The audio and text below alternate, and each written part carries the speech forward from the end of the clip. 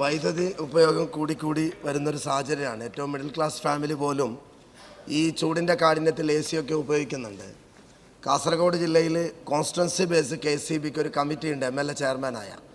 ഞാനത് ഏറ്റവും കൂടുതൽ വിളിച്ച ഒരു MLA ആണ്.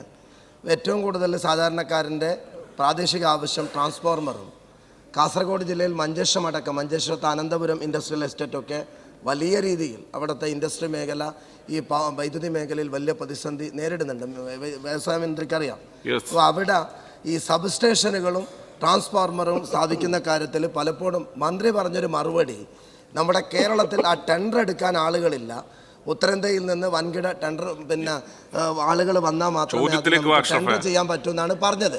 ഈ ട്രാൻസ്ഫോർമറിൻ്റെയും സബ് സ്റ്റേഷൻ്റെയും നിർമ്മാണത്തിൻ്റെ കാര്യത്തിൽ കാസർകോട്ടേക്ക് ഏത് രീതിയിലാണ് അതിൻ്റെ പുരോഗതി എന്നുള്ളത് വിശദമാക്കാമോ?